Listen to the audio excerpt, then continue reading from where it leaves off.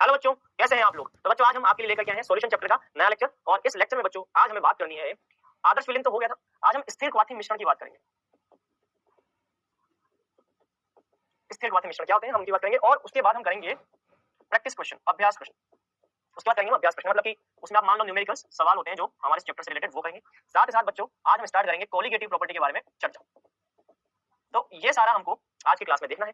चलिए तो शुरू करेंगे। सबसे पहले आते हैं एजोट्रोपिक मिश्रण, मतलब स्थिर क्वाथी मिश्रण कहते हैं। ठीक है, तो बेटा स्थिर क्वाथी मिश्रण क्या, देखो कुछ द्रवों को मिलाने पर स्थिर क्वाथी मिश्रण बनते हैं। मतलब कि स्थिर क्वाथी मिश्रण का मतलब है द्रव तथा वाष्प अवस्था में समान संगठन रखने वाले द्विअंगी विलयन एक नियत ताप पर उबलते हैं। मतलब कि अगर आपके द्विअंगी विलयन जो कि द्रव और वाष्प अवस्था में समान संगठन रखते हो, वो समान ताप पर उबलने वाले मिश्रण क्या कहते हैं, स्थिर क्वाथी मिश्रण। जैसे कि A प्लस बी। ठीक है, अब A प्लस बी का आपने ये सॉल्यूशन मिक्सचर ले रखा। ठीक है, अब द्रव अवस्था मान लीजिए, द्रव अवस्था में A के मोल प्रभाज 0.5 है। ठीक है, और B के मोल प्रभाज मान लीजिए द्रव अवस्था में जैसे कि 0.3 है, ऐसा कुछ होगा।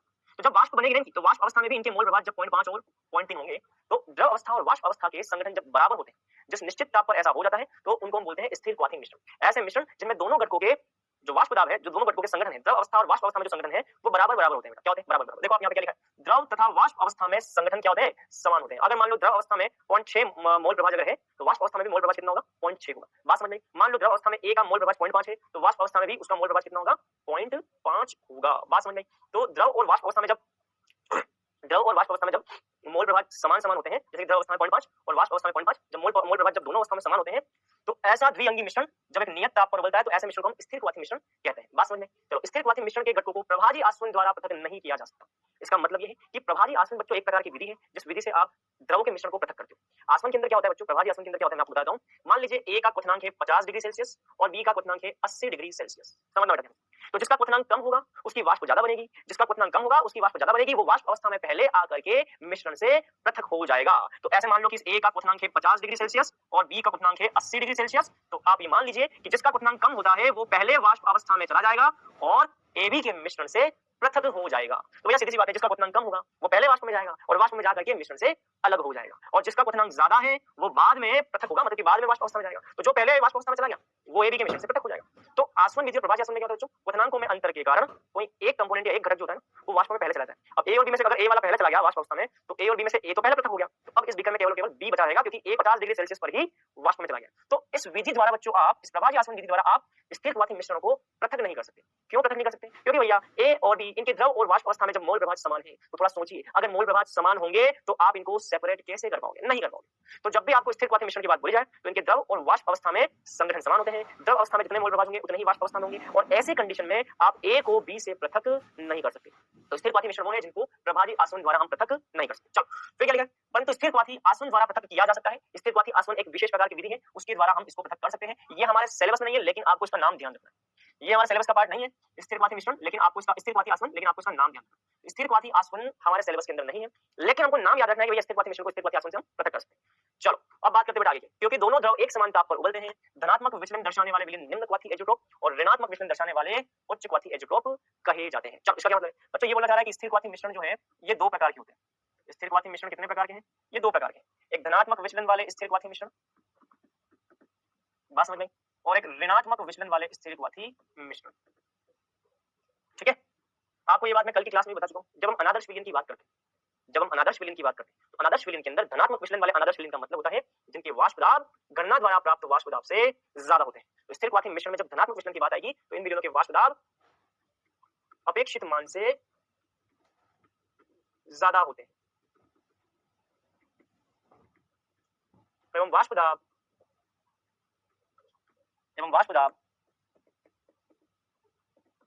ज्यादा होंगे, तो इसी कारण इन मिश्रणों के क्वथनांक घट जाते हैं, क्वथनांक कम हो जाते हैं।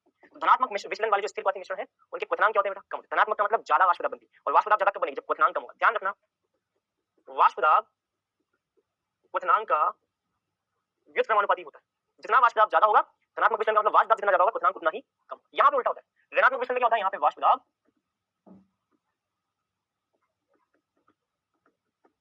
अपेक्षित मान से कम होते हैं, वाष्प दाब अपेक्षित मान से कम होते हैं एवं वाष्प दाब कम बनती है। इसी कारण अगर वाष्प दाब कम बनेगी, मान लो वाष्प अवस्था में कोई कम जा रहा है, इसका मतलब उसको क्वथनांक क्या ज्यादा, इसी कारण उनके क्वथनांक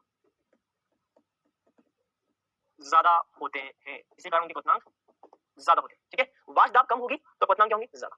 यही सारी बातें बच्चों को स्थिरवाती मिश्रण के अंदर ध्यान रखनी है। तो देखो धनात्मक विचलन का मतलब जिनके निम्न क्वथनांक होते हैं, क्वथनांक कम होते हैं। तो धनात्मक विचलन का मतलब जिनके क्वथनांक घट जाते हैं या निम्न होते हैं, और ऋणात्मक विचलन का मतलब जिनके क्वथनांक ज्यादा होते हैं। तो ऋणात्मक विचलन का मतलब जिनके क्वथनांक उच्च होते हैं, ज्यादा होते हैं। ठीक है, चलो अब बात करते हैं बेटा आगे की। अब आते हैं कुछ क्वेश्चंस पे। क्वेश्चन नंबर 1 क्या आ जाएगा? क्वेश्चन नंबर 1 चलो मैंने आपसे बताया कि स्थिरवाती मिश्रण पढ़ने के बाद में हम कुछ क्वेश्चंस करेंगे। क्वेश्चन नंबर 1 आपकी स्क्रीन पर ये रहा। एक आदर्श विलयन के द्वारा कौन सी स्थिति संतुष्ट नहीं होती? करिए क्वेश्चन।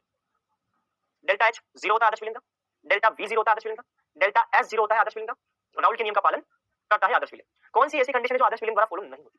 याद करो मैंने आपसे बोला था किसी भी प्रकार का कोई आदर्श विलयन हो उसके लिए डेल्टा एस का मान 0 से ज्यादा होता है। किसी प्रकार का आदर्श विलयन हो या किसी प्रकार का अनादर्श विलयन हो, आदर्श हो चाहे अनादर्श हो, किसी भी विलयन के लिए डेल्टा एस का मान 0 से ज्यादा होगा। लेकिन यहाँ पे डेल्टा एस का मान 0 देखा है, मतलब कि ये गलत है, ये गलत है, संतुष्ट नहीं होता, ये गलत है। चलो क्वेश्चन नंबर 2, इस क्वेश्चन में देखो निम्न में से कौन एक आदर्श विलयन नहीं बनाता? बेंजीन और टोलुइन, क्लोरोइथेन और फिनोल, क्लोरोबेंजीन और ब्रोमोबेंजीन, ब्रोमोइथेन और आयोडीन। मैंने आपको बताया था कि आदर्श विलयन बनाने वाले जो घटक होते हैं उनके अनुभार लगभग आसपास होते हैं। ये बेंजीन है, इसके एक ही कार्बन ज्यादा, लगभग बराबर। ये क्लोरीन ब्रोमीन का अंतर है, ज्यादा अंतर नहीं। ब्रोमीन आयोडीन का अंतर है। लेकिन यहाँ क्लोरीन के साथ ब्रोमीन आयोडीन नहीं है, फिनोल ओएच देखा। ये आदर्श विलयन नहीं बनाता, ये आदर्श विलयन नहीं बनाता। चलो क्वेश्चन नंबर 3, इस क्वेश्चन को देखो। दो द्रवों के स्थिरवाती मिश्रण का क्वथनांक दोनों से कम प्राप्त होता है जब ये क्वथनांक कम कब प्राप्त होता है? क्वथनांक कम कब प्राप्त होता है? क्वथनांक कम कब होगा ये सोच के बताना। मैंने आपसे क्या बोली थी? क्वथनांक कम कब होता है? जब वाष्प दाब ज्यादा होती है, और वाष्प दाब ज्यादा का मतलब धनात्मक विचलन। तो राउल के नियम से धनात्मक विचलन दर्शाते हैं। कुछ न्यूमेरिकल भी एक दो, तो आप उसका आंसर सॉल्यूशन आप एक बार ट्राई करेंगे, फिर मैं आपको बताऊंगा। चलो ये क्वेश्चन इसको आप एक बार ट्राई करो, फिर मैं बताऊंगा। चलो करो ट्राई। ध्यान रखना वाष्प अवस्था में मोल भिन्न निकालने के लिए डाल्टन का नियम लागू होता है। ठीक है, नोट कर लो। पीए नोट पीबी नोट के मान क्रमशः 108 36 स्टोर हो तो ए की वाष्प अवस्था में मोल भिन्न क्या होगी? यदि बी की मोल भिन्न विलीन में 0.5 हो। मेरे ख्याल से ट्राई किया होगा आपने। चलो हमें क्या बोला? ए की वाष्प अवस्था में मोल भिन्न। याद करो बेटा, वाष्प अवस्था में ए का वाष्प दाब ज्ञात करने के लिए वाष्प अवस्था में ए की मोल भिन्न और विलयन का कुल दाब, ये मैंने आपको फॉर्मूला बताया। वाष्प अवस्था में ए का वाष्प दाब, वाष्प अवस्था में ए के मोल भिन्न, विलयन के कुल वाष्प दाब। पीएस लिखो पीटी लिखो, एक ही बात, दोनों सेम चीज। पीएस और पीटी दोनों सेम चीज है ना। यहाँ पे वाई ए को हम बोलते हैं मोल भिन्न, ठीक है, और पीटी का मतलब होता है बेटा कुल दाब, विलयन का कुल दाब। पीटी का मतलब क्या होता है? विलयन का कुल दाब। चल तो हमको ये ज्ञात करना, हमें वाष्प अवस्था में इसके मोल भिन्न पीए बटा पीटी ये ज्ञात करना, ये ज्ञात करना। ठीक है, मोल भिन्न ये ज्ञात करना। अगर हमको ए का वाष्प दाब और कुल दाब अगर मिल जाए तो हमको ये मिल जाए। चलो मुझे बताओ ए का वाष्प दाब हम कैसे निकालते हैं? राउल के नियम से ऐसे निकालते हैं, राउल के नियम से ऐसे निकालते हैं। चलो तो राउल के नियम से पी नोट कितना है? 108, तो यहाँ पे आ जाएगा पी नोट 108 इनटू मोल भिन्न। ए की मोल भिन्न कितनी होगी? अगर बी की मोल भिन्न 0.5 है तो ए की मोल भिन्न भी कितनी हो जाएगी? 0.5। क्यों? क्योंकि ए की मोल भिन्न और बी की मोल भिन्न का योग 1 के बराबर है। अगर दोनों की मोल भिन्न का योग 1 के बराबर है तो 1 में 0.5 घटाओगे तो कितना हो जाएगा? 0.5। यहाँ पे आ जाएगा 0.5, कितना आ गया? 2 5 4, तो ये आ रहा पी ए बराबर 54 टोल, 54 टोल, पी ए बराबर आ जाएगा 54 टोल। चलो अब निकालते हैं पीबी। पीबी कितना है? काई बी पीबी नॉट, काई बी कितना है? 0.5, पीबी नॉट कितना है? 36, ये 2 18, यहाँ पे आ जाएगा 18, तो यार पीबी बराबर आ जाएगा 18 टोल, क्या आ जाएगा? 18 टोल। चलो तो पीबी और पी इन दोनों का योग कितना होगा? पीबी और पीए का योग मिलकर के पीटी हो जाएगा। पीटी बराबर पीबी प्लस पी। पीबी कितना है? 18 प्लस पीए कितना है? 54, कितना आ गया? ये आ जाएगा 72 टोल आएगा। कितना आ जाएगा? 72 टोल आ जाएगा। चलो तो पीटी कितना आ गया? 72। यहाँ पे मैं क्या लूंगा? पीटी क्या लूंगा? 72। तो पीए कितना देखा? पीए देखा 54, पीए यहाँ आ जाएगा 54 और ये हो जाएगा वाई ए का मान। बस बेटा यहाँ से देख लो ये आंसर कितना आ रहा है, यही हो जाएगा आपका वाई ए। क्लियर? तो 18 36 54 3/4 है ना, तो ये आ जाएगा 0.75 आंसर आ जाएगा बेटा सेकंड। कितना आ जाएगा? सेकंड। तो यहाँ पे हमने पीए निकाला राउल के नियम से, यहाँ पे हमने पीबी निकाला राउल के नियम से। पीए पीबी को जोड़ा तो टोटल प्रेशर आ गया, टोटल प्रेशर को यहाँ रख दिया, पीए का मान हमने 50 को यहाँ रख दिया, इससे वाई आ गया। ऐसे करना है क्वेश्चन। चलो अगला क्वेश्चन आपकी स्क्रीन पर ये रहा, पढ़ो इसको और इसको करने की ट्राई करो। क्वेश्चन पढ़ तो लिया होगा मजबूरी में। 88 डिग्री सेल्सियस पर बेंजीन का वाष्प दाब, बेंजीन का वाष्प, चलो बेंजीन का वाष्प दाब देखा है 900 टोल। बहुत अच्छी बात है। टोलुइन का वाष्प दाब पीटी नोट 360 टोल। बहुत अच्छी बात है। बेंजीन का मोल प्रभाज, बेंजीन का मोल प्रभाज ये कितना है? हाँ अच्छा पूछा है, ये बेंजीन का मोल प्रभाज हमको मिश्रण में क्या पूछा, ये हमको ज्ञात करना है। बेंजीन का मोल प्रभाज ज्ञात करना है, ठीक है। और हमें बोला है कि एक एटमॉस्फेयर पर 88 डिग्री सेल्सियस पर ये विलयन उबलता है। जो विलयन है ना, तो बेंजीन और टोलुइन का जो विलयन है बेटा, वो 1 एटमॉस्फेयर और 88 डिग्री सेल्सियस पर क्या करता है? उबलता है। तो कुल विलयन पीएस मतलब कि विलयन का वाष्प दाब, विलयन का वाष्प दाब बेटा कितना देखा? एक एटमॉस्फेयर। ये जो विलयन है वो एक एटमॉस्फेयर पर उबलता है, मतलब एक एटमॉस्फेयर देखा। और एक एटमॉस्फेयर को क्या बोलते हैं? 760 टोल। क्या बोलते हैं? 760 टोल। चलो तो पीएस बराबर क्या आ जाएगा? पीबी नॉट काई बी, बेंजीन का मोल प्रभाज, बेंजीन का वाष्प दाब टोलुइन का वाष्प दाब इनटू टोलुइन का मोल प्रभाव, ये आ जाएगा। इस फॉर्मूला को मैं क्या लिखता हूं, पीएस बराबर क्या लिखता हूं 760 टोल, बहुत बढ़िया। पीवी नोट कितना है 900, बहुत अच्छी बात है। बेंजीन का मोल प्रभाव हमको ज्ञात करना है, क्या लिखा है, बेंजीन का मोल प्रभाव हमको ज्ञात करना है, ये ज्ञात करना प्लस पीटी नोट कितना है 360 टोल, और टोलुइन का मोल प्रभाव कितना आएगा 1 माइनस बेंजीन का मोल प्रभाव। एक में अगर बेंजीन का मोल प्रभाव माइनस कर दूंगा तो टोलुइन का मोल प्रभाव आएगा। चलो 760 900 का आईबी प्लस 360 का अंदर मल्टीप्लाई कर दो माइनस 360 का आईबी, 360 का आईबी। चलो अब इस पूरे की मैथमेटिक्स लगाओ, सॉल्व करो इसको सॉल्व कर दो। देखो 760 900 का आईबी 360 900 में 360 का 540 का आईबी बराबर ये 360 यहाँ आ गया, अगर 360 यहाँ आ गए 760 में 360 तो ये आ जाएगा 400 आएगा, 760 में 360 और का भी आ जाएगा 400 डिवाइडेड बाय 540। चलो बस इसको सॉल्व कर लो, कितना आएगा देख लो। तो ये लगभग मुझे जहां तक लगता है, ऑप्शन चेक कर लो एक बार, 0.4 लिखा है, 0.5 देगा, 0.6 ये आना चाहिए आपका 400 का मैं मानता हूँ, तो 400 का मैं मानता हूँ, तो 5 8 40 होता है 8.7 आ जाएगा, है ना 0.7, तो 5 2 35 और 4 2 28, तो 350 प्लस 28 लगभग आ जाएगा आपका कुछ 368 के आसपास। ठीक है 0.7 वाला ऑप्शन जो करेक्ट हो जाएगा, मतलब 0.740 ये आंसर आ जाएगा 0.740। तो इस तरह से बच्चों आपको क्वेश्चन करना, नोट करो इसको फटाफट जल्दी से। चलिए यहाँ तक की बात कंप्लीट, अब आते हैं आगे की बात, अगला question, question number 5, question number 6। इस क्वेश्चन को देखो बेटा, 40 मिलीलीटर क्लोरोफॉर्म के साथ 10 मिलीलीटर एसीटोन को मिलाने पर विलीन का कुल आयतन कितना है। देखो क्लोरोफॉर्म क्या होता है CHCl3 और एसीटोन क्या है, एसीटोन ये है, ठीक है। चलो देखो बेटा एक बात ध्यान रखना, एसीटोन और क्लोरोफॉर्म, एसीटोन और क्लोरोफॉर्म, एक बात ध्यान रखना बेटा, एसीटोन और क्लोरोफॉर्म के बीच में हाइड्रोजन बंध पाया जाता है। कौन सा बंध पाया जाता है, H बंध पाया जाता है। अब अगर बच्चों एसीटोन और क्लोरोफॉर्म के बीच, ये है आपका एसीटोन और ये है आपका क्लोरोफॉर्म, अगर बच्चों एसीटोन और क्लोरोफॉर्म के बीच में एच बंध उपस्थित है तो सीधी सी बात है अणु एक दूसरे के नजदीक आएंगे क्योंकि उसमें एच बंध उपस्थित है। अब आप मुझे बताओ यदि दो लोग एक दूसरे के नजदीक है तो क्या उनको दूर कर पाना आसान होगा। सोचो थोड़ा, अगर दोनों अणु एसीटोन और क्लोरोफॉर्म अगर एक दूसरे के नजदीक नजदीक है, उनमें हाइड्रोजन बंध है, तो उनको एक दूसरे से दूर कर पाना आसान नहीं होगा। इसका मतलब आपको उनको गर्म करके वाष्प में बदलने के लिए ज्यादा टेम्परेचर देना पड़ेगा। क्यों? क्योंकि वो अणु तो एक दूसरे के नजदीक है, इधर से एसीटोन इधर से क्लोरोफॉर्म, एसीटोन दोनों नजदीक आ नजदीक आ नजदीक आ, अब नजदीक आएंगे तो भैया उनके बीच में इंटरेक्शन बहुत ज्यादा बढ़ जाएगा, और जब अन्योन्य क्रिया बहुत बढ़ जाएगी तो उनको वाष्प में बदलना आसान नहीं होगा। मतलब कि उनको वाष्प में बदलने के लिए आपको टेम्परेचर ज्यादा देना पड़ेगा, आसानी से वाष्प नहीं जाएगा, टेम्परेचर ज्यादा देना पड़ेगा, क्वथनांक बढ़ जाएगा, और क्वथनांक बढ़ जाएगा मतलब कि वाष्प दाब क्या हो जाएगी कम। आपको पता है ना, क्वथनांक बढ़ जाएगा, क्या हो जाएगा, क्वथनांक बढ़ जाएगा। क्वथनांक और वाष्प दाब क्या है, उल्टा उल्टा रिलेशन है ना, विक्रमानुपाती, ये वाला बढ़ जाएगा इनका तो वाष्प दाब कम हो जाएगी। और अगर वाष्प दाब कम हो जाती है तो ऐसे मिश्रण क्या कहलाते हैं, ऋणात्मक विचलन वाले आदर्श अनादर्श विलयन। तो वाष्प दाब अगर कम हो गया बेटा, वाष्प दाब कम वाले मिश्रण ऋणात्मक विचलन वाले अनादर्श विलयन कहलाते हैं। ऐसे विलयन जिनकी वाष्प दाब अपेक्षित वाष्प दाब से कम होती है उनको बोलते हैं ऋणात्मक विचलन वाले अनादर्श विलयन। और बच्चों ऋणात्मक विचलन वाले अनादर्श विलयन के लिए मिक्सचर का जो आयतन में परिवर्तन है वो 0 से कम होता है, 0 से कम होता है, ऋणात्मक होता है ना, ऋणात्मक होता है। चलो ऋणात्मक मतलब कि 40 प्लस 10, प्रारंभ में आयतन कितना है, 40 प्लस 10 प्रारंभ में आयतन है 50, क्या है 50 मिलीलीटर, और इन दोनों को मिलाने के बाद आयतन क्या होना चाहिए, 50 मिलीलीटर से कम होना चाहिए। क्यों? क्योंकि 0 से कम आ रहा है आयतन में परिवर्तन, तो अंत में अंतिम आयतन जो होगा वो क्या हो जाएगा, 50 मिलीलीटर से कम हो जाएगा। तो ये 50 मिलीलीटर से कम होगा। भाई एक बात बताओ, डेल्टा वी का मान ये ऋणात्मक कब आएगा, ये क्या होता है बताओ, V final minus V initial, या वी फाइनल की जगह वी अंतिम बोल सकते हो, वी अंतिम माइनस वी प्रारंभिक, हम लिखते हैं वी अंतिम माइनस वी प्रारंभिक। मैं बोल रहा हूँ कि वी अंतिम जो 50 से कम हो जाएगा, मान लेते हैं चलो 48 हो गया, 50 से कम, और वी प्रारंभिक कितना है 50, ये 50, तो ये आंसर कितना है माइनस हो जाएगा। तो कोई भी चीज ऋणात्मक विचलन में कब कही जाएगी, जब उसके अंतिम आयतन का मान कम हो, प्रारंभिक आयतन का मान ज्यादा हो। तो अंतिम आयतन क्या होना चाहिए, 50 मिलीलीटर से कम होना चाहिए। क्लियर 100%। चलो अब बात करेंगे बेटा अगले टॉपिक अणु संख्य गुणधर्म की, कोलिगेटिव प्रॉपर्टी की, किसकी, कोलिगेटिव प्रॉपर्टी की। अगर आप ये सॉल्यूशन नोट करना तो इसको एक बार नोट कर लो नोट।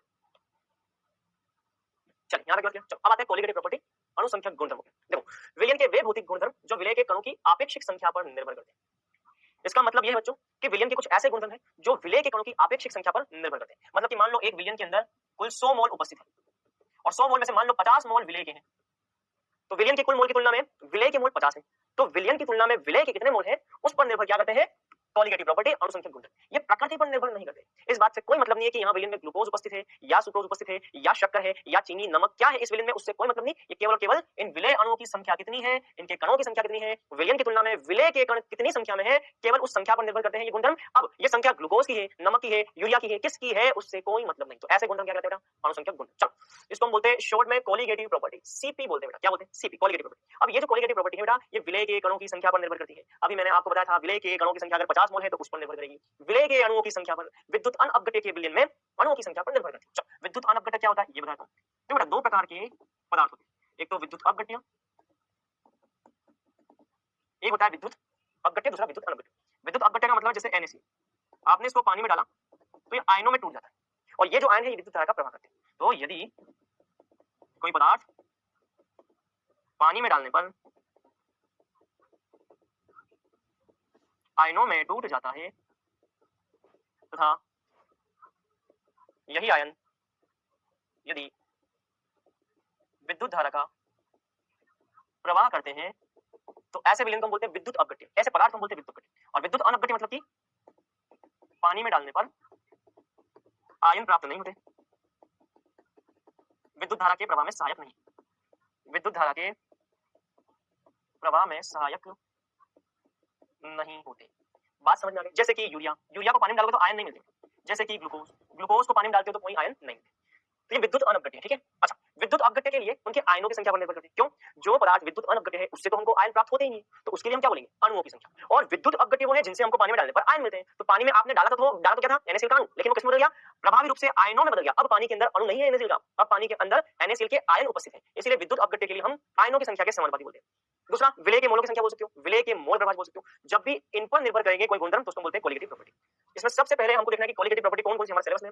एक तो है विलायक के वाष्प दाब में आपेक्षिक अवनमन, ये वही है जो कि हम पढ़ चुके हैं। इसका फॉर्मूला भी मैं आपको बता चुका हूं, PA0 - PT बटा PT बराबर काई बी। याद करो, ये फॉर्मूला मैं आपको बता चुका हूं। इसको हम बोलते हैं वाष्प दाब में सापेक्षिक अवनमन, तो ये हम पढ़ चुके हैं। दूसरा हमको पढ़ना है विलायक के क्वथनांक में उन्नयन, डेल्टा टीवी से इसको प्रदर्शित करते हैं। विलायक के हिमांक में हम डेल्टा टीएफ से प्रदर्शित करते हैं। और विलयन का परासरण दाब पाई और टी से प्रदर्शित करते हैं।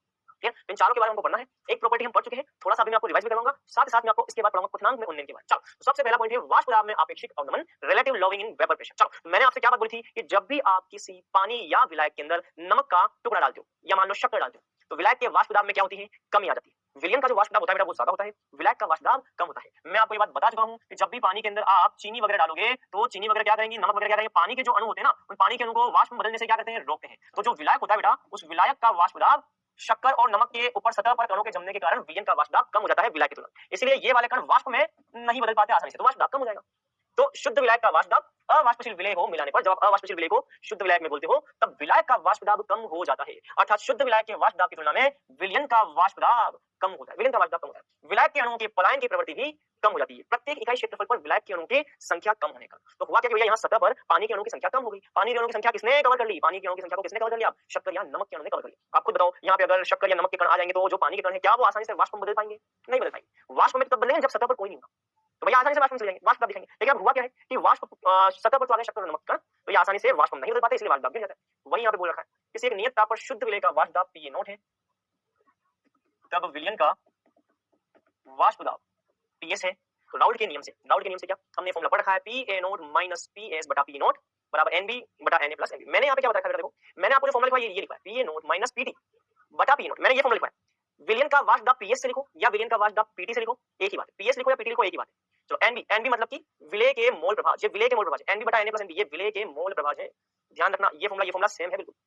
तनु विलयन के लिए मतलब कि जब विलयन में विलय की मात्रा बहुत कम हो, जब विलयन तनु हो, पानी की मात्रा ज्यादा हो, विलायक की मात्रा ज्यादा हो, विलय की मात्रा कम हो, तब विलय के मोल कम, विलायक के मोल बहुत ज्यादा। इस कंडीशन में PA0 - PS बटा P0 ये क्या हो जाएगा? NB बटा Na। मतलब कि ये वाली संख्या बहुत छोटी है, ये वाली संख्या बहुत बड़ी है। ऐसे समझ लो कि यहाँ पर 1 लाख लिखा हुआ है और यहाँ पे 1 लिखा हुआ है। 1 लाख में 1 जोड़ोगे तो 1 लाख 1 हो जाएगा।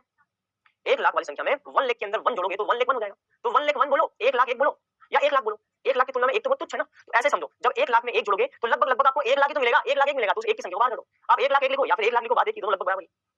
तो NB को नगण्य कर दो। ऐसी कंडीशन में NB हो जाएगा नगण्य। ये अगर नगण्य हो जाएगा तो Na प्लस नगण्य मतलब ये Na हो जाएगा। ऐसी कंडीशन में आपका डेल्टा P मतलब कि PA0 - PS, तो डेल्टा P बराबर होता है PA0 - PS, वाष्प दाब में कमी। ये वाष्प दाब में कमी जो होती है वो NB बटा Na के समानुपाती। तो ये जो डेल्टा P होता है वो किसके समानुपाती है? NB बटा Na के समानुपाती। ये आपको ध्यान रखना है, ठीक है। चलो, क्या लिखा है? ये जो आपेक्षिक अवनमन है विलय के अणु की सापेक्षिक संख्या पर निर्भर करता है। सापेक्षिक संख्या का मतलब है विलायक की तुलना में विलय के कितने अणु, ये सापेक्षिक संख्या। तो ये जो कमी आती है ना वाष्प दाब में, ये वाष्प दाब में आने वाली कमी या ये जो सापेक्षिक कमी है वो विलय के रिलेटिव अणुओं की संख्या, सापेक्षिक संख्या पर निर्भर करती है। इसलिए यह अणुसंख्यक गुणधर्म कहलाता है। तो जब भी सापेक्षिक संख्या पर अगर निर्भर करे, क्या लिखा देखो, वे गुणधर्म जो कि सापेक्षिक संख्या पर निर्भर करते हैं, विलय के अणुओं की सापेक्षिक संख्या पर, हम बोलते हैं अणुसंख्यक गुणधर्म। तो ये अणुसंख्यक गुणधर्म बेटा इसका फॉर्मूला हम पहले ही पढ़ चुके हैं। तो फॉर्मूला क्या है? रिलेटिव लॉविंग इन वेपर प्रेशर वाष्प दाब में सापेक्षिक अवनमन का फॉर्मूला है PA0 - PA बटा PA0 बराबर NB बटा NB प्लस Na। ये बहुत बड़ा है और अगर ये छोटा है तो ये नगण्य हो जाएगा, लगभग 0 के बराबर, तो NB बटा Na रह जाएगा। ये ध्यान रखना, ठीक है। कोई चीज इसमें नोट करना चाहते हैं नोट करो, फटाफट नोट करो। क्लियर? चलो, अब बात करते हैं बेटा आगे। अब हम दूसरी कोलिगेटिव, ये हो गया, पहला हो गया, फर्स्ट हो गया। फर्स्ट होने के बाद हम सेकंड कोलिगेटिव प्रॉपर्टी विलायक के क्वथनांक में उन्नयन की बात करते हैं। सेकंड यहाँ पर आएगा विलायक के क्वथनांक में उन्नयन, विलायक के क्वथनांक में उन्नयन, इसको हम प्रदर्शित करते हैं डेल्टा टीवी से। इससे प्रदर्शित करते हैं बच्चों, डेल्टा टीवी से प्रदर्शित करते हैं। ठीक है, चलो अब देखो मेरा विलायक के क्वथनांक में उन्नयन से पहले हमको एक टॉपिक को अच्छे से और समझना होगा, और वो टॉपिक है वाष्प दाब। कौन सा बेटा? वाष्प दाब। वाष्प दाब का मतलब क्या होता है ये मैं आपको बता चुका हूं, किसी भी द्रव की वाष्प के द्वारा साम्यावस्था पर द्रव की सतह पर लगने वाला दाब। इसको समझने के पहले हमको वाष्प दाब पर ताप के प्रभाव को समझना होगा। वाष्प दाब पर ताप के प्रभाव को समझना होगा। बच्चों आप मुझे एक बात बताओ, किसी भी द्रव की वाष्प का दाब ज्यादा कब होगा? जब वाष्प ज्यादा बनेगी। समझ में आ रही है मेरी बात? मैं आपसे बोल रहा हूँ कि पानी है और एक दूसरा द्रव, पानी की वाष्प ज्यादा बनती है किसी दूसरे द्रव की तुलना में, तो आप क्या बोलोगे जिसकी वाष्प ज्यादा बनेगी वो सतह पर दाब भी तो ज्यादा लगेगा मेरे भाई। पहले वाष्प 100 अणु की बनती थी, अब मैं बोल रहा हूँ वाष्प बनती 500 अणु की, वो दाब भी तो ज्यादा लगेगा, 500 अणु का दाब ज्यादा लगेगा।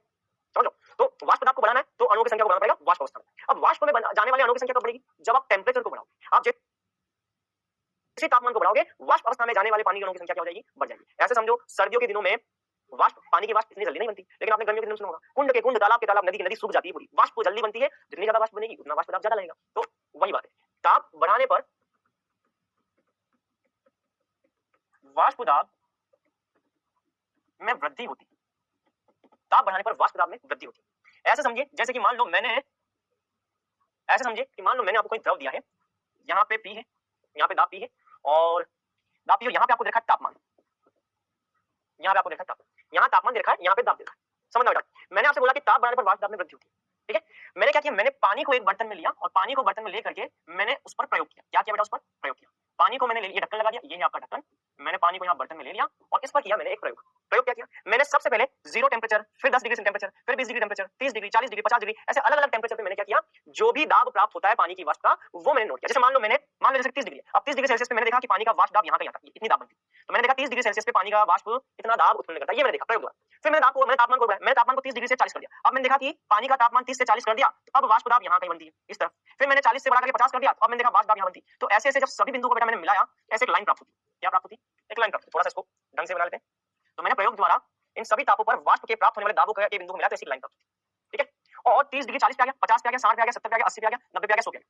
100 डिग्री सेल्सियस पर मुझे बेटा जो वाष्प दाब प्राप्त होती है, मैंने ये देखा कि पानी का 100 डिग्री सेल्सियस टेम्परेचर पे जो वाष्प दाब मुझे प्राप्त होता है वो मुझे 1 एटमॉस्फेयर प्राप्त होता है। कितना प्राप्त होता है? 1 एटमॉस्फेयर। तो जब मैंने पानी का यहाँ पे 100 डिग्री सेल्सियस टेम्परेचर किया, 100 डिग्री सेल्सियस मान लो पानी है, तो पानी का 100 डिग्री सेल्सियस, 100 डिग्री सेल्सियस वो टेम्परेचर है पानी का जब उसकी वाष्प का दाब 1 एटमॉस्फेयर हो गया। तो बच्चों यही होता है क्वथनांक बिंदु। क्वथनांक बिंदु वह तापमान है जिस पर उसकी द्रव का वाष्प का दाब 1 एटमॉस्फेयर के बराबर हो जाए। तो क्वथनांक बिंदु वह तापमान है जिस पर उसकी द्रव का वाष्प दाब 1 एटमॉस्फेयर के बराबर हो जाए। 1 एटमॉस्फेयर के बराबर। पानी के लिए ये जो क्वथनांक बिंदु है ना बेटा वो 100 डिग्री सेल्सियस है, क्योंकि पानी का 100 डिग्री सेल्सियस वो ताप है जब उसका वाष्प दाब 1 एटमॉस्फेयर के बराबर हो जाता है। और ये 1 एटमॉस्फेयर की क्या है बच्चों? इसको बोलते हैं बाहरी वायुमंडलीय दाब। क्या बोलते हैं? बाहरी वायुमंडलीय दाब। तो यही होता है बेटा क्वथनांक। चलो तो अभी हमने किसका क्वथनांक देखा? पानी का, विलायक का। ये है विलायक के वाष्प दाब का ताप के साथ में ग्राफ। तो ये ग्राफ आ रहा है। चलो अब मैं तो फिर से हेडिंग हमारा क्या है? विलायक के क्वथनांक में उन्नयन, बढ़ोतरी, क्वथनांक में बढ़ोतरी। अभी मैंने इस हेडिंग को समझाना चालू नहीं किया। क्यों? क्योंकि मैंने आपसे क्या बात बोली थी, इसको समझने के लिए कुछ एक दो पॉइंट समझना जरूरी है। उसमें सबसे पहला है वाष्प दाब पर ताप का प्रभाव, और दूसरा पॉइंट है बेटा इसमें क्वथनांक बिंदु क्या होता है।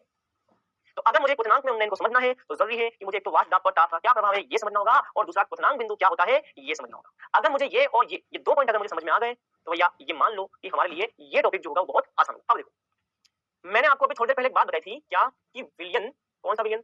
अवाष्पशील ठोस विलय युक्त विलयन, ऐसा विलयन जिसमें ठोस पदार्थ क्या है? अवाष्पशील।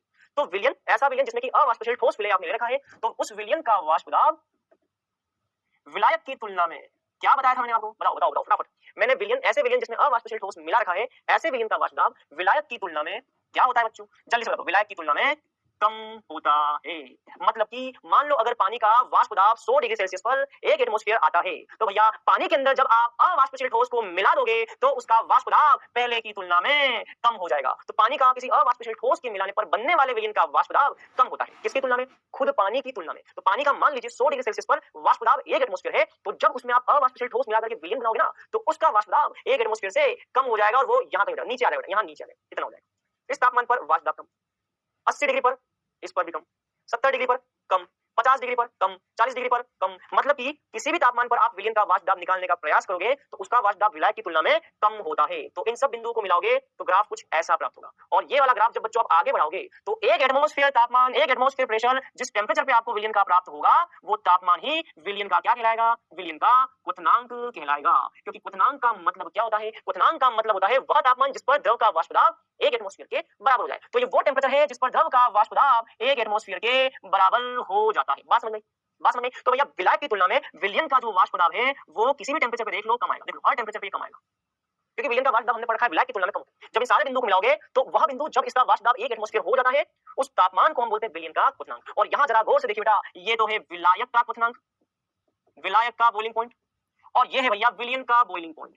ध्यान से देखो बेटा, विलायक की तुलना में विलयन का बॉइलिंग पॉइंट ज्यादा, देखो ये विलायक का है, ये विलयन का है। ध्यान से देखो, विलायक की तुलना में विलयन का क्वथनांक ज्यादा आ रहा है। मान लो ये 100 डिग्री सेल्सियस है तो यहाँ पे ये कहीं 101 डिग्री सेल्सियस, या मान लो 101 से थोड़ा ज्यादा, 105 104 जो भी, और 100 से ज्यादा होगा, मतलब कि यहाँ पे क्वथनांक में क्या होती है, बढ़ोतरी होती है। तो जब भी किसी विलायक में अवाष्पशील ठोस पदार्थ को मिलाया जाता है तो बनने वाले विलयन का क्वथनांक विलायक की तुलना में बढ़ जाता है। इसी को हम बोलते हैं क्वथनांक में उन्नयन। उन्नयन का मतलब बढ़ोतरी, क्या बोलते हैं बेटा, बढ़ोतरी।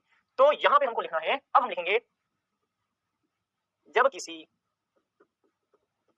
विलायक में अवाष्पशील ठोस पदार्थ को मिलाया जाता है तो उस विलयन का क्वथनांक, या आप ये बोलो कि उस मिलाया जाता है तो उस विलायक का क्वथनांक, क्वथनांक तो विलायक का होता है भैया, उस विलायक पानी का क्वथनांक, उस विलायक का क्वथनांक बढ़ जाता है या वृद्धि हो जाती है, जिसे क्वथनांक में उन्नयन कहते हैं। जिसे क्वथनांक में क्या कहते हैं, उन्नयन कहते हैं। ठीक है, चलो मैं फिर से आता हूँ, क्वथनांक में क्या बढ़ो, क्वथनांक क्या हो गया, बढ़ गया। अब एक बात ध्यान रखना बेटा, वाष्प दाब जितना कम होगा ना क्वथनांक उतना ही ज्यादा बढ़ेगा। बेटा बात समझना, बात समझना, वाष्प दाब जितना कम होगा क्वथनांक उतना ही ज्यादा बढ़ेगा। साबित करेंगे अभी हम। देखो, मान लो मैंने एक ऐसा विलयन ले लिया, मान लो मैंने एक ऐसा विलयन ले लिया जिसका वाष्प दाब और कम आता हो, मैंने एक ऐसा विलयन ले लिया जिसका वाष्प दाब और कम है, तो भैया इस विलयन के लिए ध्यान से देखना बेटा, मैंने एक ऐसा विलयन ले लिया जिसका वाष्प दाब और ज्यादा कम है, तो भैया इस विलयन का वाष्प दाब देखो और ज्यादा कम हो गया। अगर इसका वाष्प दाब और ज्यादा कम हो जाएगा तो इसका जो क्वथनांक आएगा बेटा, ये देखो इसका क्वथनांक विलायक की तुलना में और ज्यादा आएगा।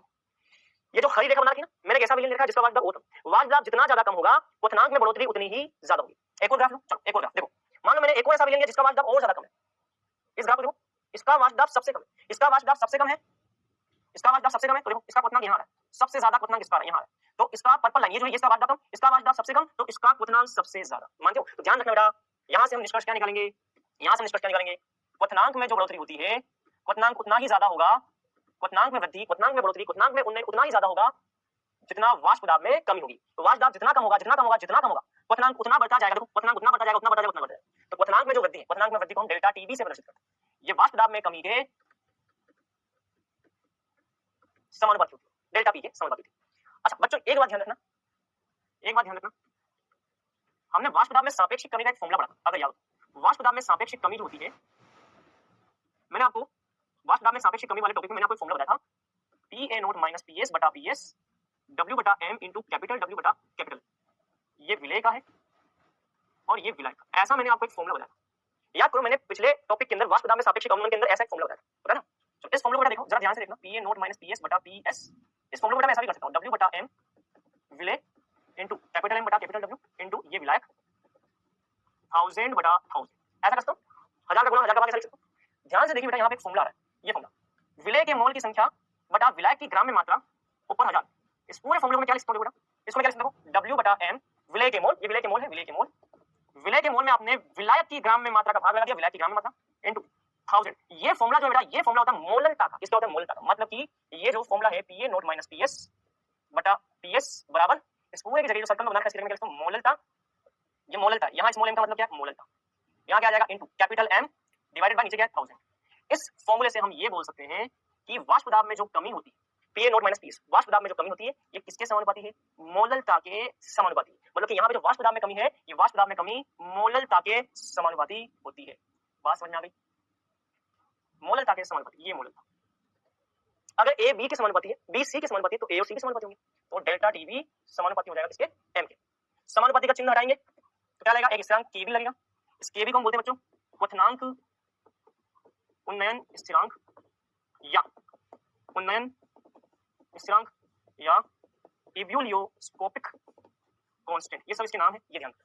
या इसको आप ये भी बोल सकते हो, इसका एक और नाम है मोलल उन्नयन स्थिरांक, मोलल उन्नयन स्थिरांक, ये हो जाएगा। तो क्वथनांक में जो वृद्धि बेटा, क्वथनांक में वृद्धि या क्वथनांक में जो उन्नयन है, क्वथनांक में वृद्धि या क्वथनांक में जो उन्नयन है वो केवी इनटू एम के बराबर। चलो यहाँ से मैं केवी का फॉर्मूला क्या लिखता हूँ, यहाँ से मैं केवी बराबर क्या लिखता हूँ, केवी बराबर डेल्टा टीवी बटा एम, डेल्टा टीवी बटा एम, ये हो जाएगा केवी का फॉर्मूला। बहुत बढ़िया। केवी की इकाई क्या होगी बताओ, केवी की इकाई क्या हो जाएगी, ये तो हो जाएगा केल्विन, टेम्परेचर को आप केल्विन लिख सकते हो, केल्विन या डिग्री सेल्सियस लिख सकते हो। ये है मोललता, मोललता की इकाई क्या होती है बताओ, चलो मोललता की इकाई लिखते हैं। मोललता का मतलब है विलय के मोल बटा विलायक का केजी में भाग, ये लिखते हो, मोललता का फॉर्मूला ये लिखते हो। चलो तो मोललता की इकाई होगी मोल बटा केजी, तो यहाँ पे लिखोगे मोललता की इकाई लिखोगे मोललता की मोल बटा केजी। इसका मतलब केवी की इकाई क्या होगी देखो, केल्विन के रूप में लिखना केल्विन बटा मोल इनटू केजी, या फिर डिग्री सेल्सियस के रूप में लिखना डिग्री सेल्सियस बटा मोल इनटू केजी। बात समझ में आई? तो इन दोनों में से कोई भी आप फॉर्मूला मतलब कोई भी यूनिट आप यूज कर सकते हो, दोनों में से कोई भी यूनिट आप यूज कर सकते हो।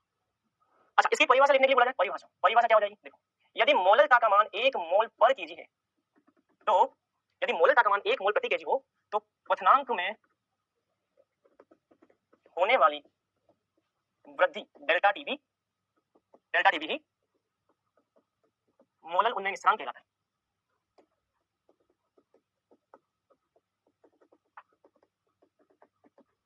कहलाता है, क्या लिखा देखो, यदि m का मान 1 मोल प्रति केजी रखा है, इसके लिए अगर 1 मोल रखोगे तो क्या होगा, kb बराबर डेल्टा टीवी बटा 1 मोल प्रति केजी रखोगे तो kb किसके बराबर होगा, डेल्टा टीवी के बराबर। तो यदि मोललता 1 मोल प्रति केजी हो तो क्वथनांक में होने वाली वृद्धि डेल्टा टीवी, ये डेल्टा टीवी क्या कहलाती है, मोलल उन्नयन स्थिरांक, ये हो जाएगा बेटा इसका फॉर्मूला। तो ये अच्छा, kb का एक फॉर्मूला होता है जिसको हम लिखते हैं rtv नॉट स्क्वायर बटा 1000 delta h hv divide by m। तो ये भी फॉर्मूला बेटा मोलल उन्नयन स्थिरांक, मोलल उन्नयन स्थिरांक kb जो है ये विलायक की प्रकृति पर निर्भर करता है, विलायक की प्रकृति पर निर्भर। अलग अलग विलायक के लिए इसका मान अलग अलग होता है, पानी के लिए इसका मान अलग होता है, बेंजीन के लिए इसका मान अलग होता है, एथेनॉल के लिए, सभी विलायकों के लिए इसका मान अलग अलग होता है। अच्छा, यहाँ पे r का मतलब क्या, r का मतलब गैस स्थिरांक, इसका मान क्या होता है 8.314 जूल प्रति केल्विन प्रति मोल। चलो और क्या है, delta TV not, TV not का मतलब है विलायक का क्वथनांक, टीवी नॉट क्या हो जाएगा, विलायक का क्वथनांक। डेल्टा एचवी क्या हो जाएगी, वाष्पन की ऊष्मा या एंथैल्पी, ठीक है। कैपिटल एम क्या हो जाएगा, कैपिटल एम का मतलब विलायक का अनुभार। इन सब का मान जब यहाँ रखोगे तो आपको क्या मिलेगा, आपको विलायक के लिए केवी का मान मिलेगा। तो बच्चों ये पूरी क्वथनांक में उन्नयन की थ्योरी है। चलो अब आते हैं पहले हम क्विज पर। क्विज का क्वेश्चन नंबर फर्स्ट, इसका क्वथनांक ज्यादा होता है, ज्यादा वाष्पशील द्रव का, कम वाष्पशील द्रव का, बराबर वाष्पशील द्रव का या नहीं, करो इसको। किसका क्वथनांक ज्यादा होता है, वो द्रव जिसका जो ज्यादा वाष्पशील है, जो कम वाष्पशील है, जो बराबर वाष्पशील है या कोई नहीं। चलिए दूसरे क्वेश्चन पे, वाष्प दाब में सापेक्षिक नमन अवनमन, नमन अवनमन एक ही बात है, विलय के डेल्टा टेस्ट के बराबर होता है, मोल मोल प्रभाव द्रव्यमान और कोई नहीं।